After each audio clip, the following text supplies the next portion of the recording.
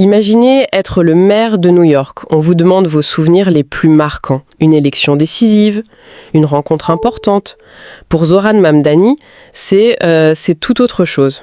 C'est le jour où son père l'a laissé pour la seule et unique fois arriver en retard à l'école pour un match de foot. Et pas n'importe quel match. Un match qui, sur le papier, n'avait rien de spécial pour un jeune garçon de 11 ans qui vivait en Ouganda. Et pourtant, cet événement s'est devenu l'un des piliers de sa mémoire. C'est ce paradoxe qui est absolument fascinant. C'est exactement le sujet qu'on va explorer aujourd'hui. On a entre les mains un article du site sénégalais wisport.com qui rapporte cette anecdote. Notre mission, comprendre comment un match d'ouverture de Coupe du Monde, celui entre le Sénégal et la France en 2002, a pu laisser une empreinte si profonde. Et ce que ça nous révèle sur le pouvoir du sport, bien au-delà du terrain. Alors on y va ? Allons-y. Pour bien saisir la puissance de ce souvenir, il faut comprendre pourquoi ce jour-là n'était pas un jour comme les autres. Le père de Mamdani qui brise sa règle d'or, la ponctualité. Pourquoi ? Qu'est-ce qui pouvait bien se passer ce 31 mai 2002 à Séoul pour justifier ça ? Il faut vraiment se remettre dans l'ambiance de l'époque. C'est le match d'ouverture de la Coupe du Monde. La planète entière, littéralement, a les yeux rivés sur cet événement. Et l'affiche, c'est l'incarnation même du combat de David contre Goliath. Ah oui, complètement. D'un côté, on a la France, championne du monde en titre, championne d'Europe. Une machine de guerre, avec des stars planétaires. Zidane, Henry, Thuram. Ils sont au sommet. Les rois du monde, c'est ça. Et en face ? En face, le Sénégal. C'est leur toute première participation à une Coupe du Monde. Personne ne les attend. Ils sont les outsiders parfaits. D'accord. Et pour ajouter une couche de complexité, il y a cette dimension historique, post-coloniale. La France, ancienne puissance tutélaire, face au Sénégal, indépendante depuis une quarantaine d'années à l'époque. Donc le match dépasse d'emblée le cadre purement sportif. Totalement. L'article de Wisport parle de sensation, et c'est exactement ça, il y avait une tension palpable. D'accord, on a cette tension incroyable, ce contexte historique, mais sur le terrain, ça s'est traduit comment ? Comment est-ce que Goliath est tombé ? Par une organisation tactique impeccable et une détermination folle, mais surtout, et c'est ça qui rend l'histoire encore plus savoureuse, par une connaissance intime de l'adversaire. C'est un détail crucial qu'on oublie souvent. 21 des 23 joueurs de l'équipe sénégalaise jouaient en France, dans le championnat de France. Exactement. Et ça, ça change tout. Ah mais oui, bien sûr. Ce n'est plus juste le petit pays qui affronte une superpuissance.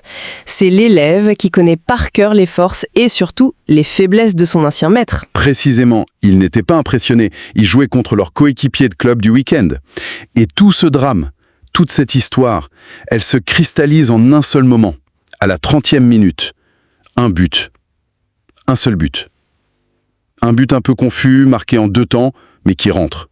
Et le score ne bougera plus. 1-0. Et le buteur, Papa Bouba Diop, devient une légende instantanée. Sa célébration, tout le monde s'en souvient. Cette danse autour du poteau de corner avec son maillot. L'article le nomme, bien sûr, mais Mamdani, le futur maire, cite aussi d'autres noms de cette bande. Henri Camara, Khalilou Fadiga, El Hadji Diouf. C'est ça.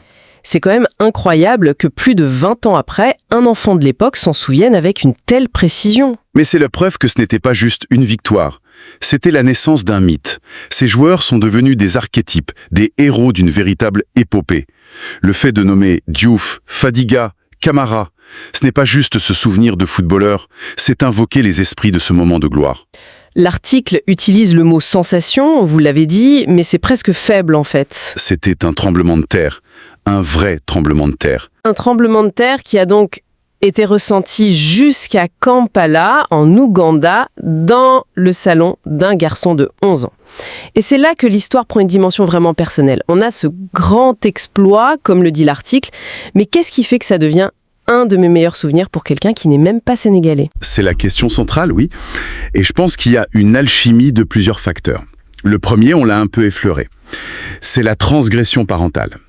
Quand l'autorité suprême, le père, décide que la règle de l'école peut être enfreinte, ça envoie un message incroyablement puissant à l'enfant. Oui, ça veut dire que ce qui se passe... Ça veut dire ce que nous vivons en ce moment est plus important que la norme. C'est un événement historique. Ça ancre le moment dans l'exceptionnel. Le quotidien est suspendu. Je peux totalement imaginer ce sentiment. Mais ça n'explique pas tout. Ça n'explique pas l'intensité de la joie. Pourquoi vibrer pour le Sénégal quand on est ougandais ? C'est le deuxième facteur. Et sans doute le plus puissant, l'identité panafricaine. Pour Zoran Mamdani, comme pour des millions d'autres sur le continent, ce n'était pas le Sénégal qui gagnait, c'était l'Afrique. Ah oui, bien sûr. C'était une équipe africaine qui battait non seulement les champions du monde, mais aussi une ancienne puissance coloniale européenne, sur la plus grande scène du monde. La fierté a complètement dépassé les frontières. Est-ce que cet effet est si commun? Cette idée d'une fierté continentale qui efface les nationalités le temps d'un match? C'est un phénomène particulièrement fort dans le sport, et notamment en Afrique. Le sport devient un terrain où une revanche symbolique est possible. Cette victoire a offert une image de l'Afrique, triomphante, intelligente, organisée, audacieuse. C'était une source d'inspiration immense. On a vu des scènes de liesse dans les rues d'Abidjan, de Dakar, de Lagos, de Kampala. C'était vraiment une célébration continentale. Et le troisième facteur, j'imagine, c'est son âge, 11 ans. Exactement. 11 ans, c'est l'âge parfait pour forger ce genre de souvenirs. On est assez mûr pour comprendre les enjeux symboliques, pour sentir l'émotion des adultes. Mais on est encore assez jeune pour que cette émotion s'imprime de manière pure, sans le cynisme qui vient plus tard. C'est vrai. C'est à cet âge que se forment les loyautés, les passions, les souvenirs qui nous définissent. La combinaison de la transgression autorisée, de la fierté identitaire et de cette réceptivité émotionnelle a créé une mémoire indélébile. C'est fou comme ce genre de souvenir partagé peut nous marquer. Ça me fait penser à ces moments où, enfant, on a l'impression que le monde entier s'arrête de tourner pour regarder la même chose. On a tous un peu notre Sénégal-France 2002 personnel, en quelque sorte. Un moment qui a brisé la routine et nous a montré que tout était possible. C'est exactement ça. Ces moments fonctionnent comme des encres mémorielles. Ce ne sont pas juste des souvenirs d'un score. Ce sont des souvenirs d'une émotion collective, d'une atmosphère. Le souvenir de Mamdani, ce n'est pas seulement le but de Diop. C'est aussi le regard de son père, le son des commentateurs, l'excitation dans l'air. C'est tout un écosystème sensoriel et émotionnel. Et ce qui rend cette histoire encore plus incroyable, c'est qu'elle n'est peut-être pas terminée. On pourrait croire que c'est une belle histoire du passé, mais l'article de Wisport se termine par un clin d'œil du destin qui est absolument parfait. C'est une boucle narrative qui se prépare, c'est presque trop beau pour être scénarisé. C'est ça. L'article nous apprend que le hasard du calendrier a orchestré une suite. Le match d'ouverture de la Coupe du Monde 2026, qui se déroulera en partie aux États-Unis, où Zoran Mamdani est aujourd'hui maire de New York. Oui. Ce match opposera à nouveau la France et le Sénégal. La symétrie est vertigineuse. Le garçon de 11 ans qui a vécu ça à Kampala est devenu un dirigeant dans l'un des pays hôtes. Et l'histoire lui offre une réédition de ce match fondateur. On ne peut pas écrire un meilleur scénario. C'est impossible. Comment est-ce que ce souvenir de 2002 change la nature de ce futur match? Ce n'est plus juste une rencontre sportive, n'est-ce pas? Ah non, absolument pas. Ce match de 2026, avant même d'être joué, il est hanté par le fantôme de 2002. Il est chargé d'une mythologie.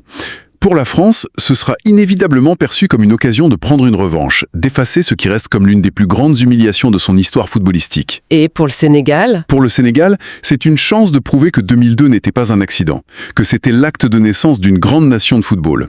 C'est l'occasion de confirmer la légende. Pour les joueurs des deux équipes, pour les supporters et pour des gens comme Mamdani, ce ne sera pas un match comme les autres. Ce sera un dialogue avec l'histoire. On assiste donc à la transformation d'un événement sportif en un récit qui se déploie sur plusieurs décennies. C'est fascinant de voir comment le passé continue d'informer et de donner du poids au présent. Et c'est ce qui distingue le sport des autres formes de divertissement. Il crée ses propres cycles, ses propres légendes, ses propres dynasties et ses propres drames qui se transmettent de génération en génération. Ce France-Sénégal de 2026 sera regardé à travers le prisme de 2002. Chaque action, chaque but potentiel sera comparé au but de Papa Bouba Diop. L'histoire donne une profondeur immense à cette future rencontre. Au final, en partant d'une simple anecdote rapportée par un site de sport, on arrive à quelque chose de beaucoup plus grand. On comprend qu'un but marqué il y a plus de 20 ans a pu non seulement marquer une génération, mais aussi façonner une partie de l'identité d'un enfant en Ouganda qui allait devenir maire de New York. De nos vies. C'est bien plus qu'un jeu. C'est un créateur de récits, un miroir de nos identités, et parfois le théâtre où l'impossible devient un souvenir inoubliable. Et ça nous laisse avec une question à méditer, je crois. Au-delà des grands événements politiques qu'on apprend dans les livres d'histoire, quels sont ces moments culturels ou sportifs qui nous ont secrètement construits? Ces victoires inattendues, ces concerts sous la pluie, ces films vus au bon moment? Quels sont nos souvenirs marquants à nous? Ceux qui, comme pour le maire Mamdani, ont mis le monde en pause et ont gravé en nous une part de ce que nous sommes devenus.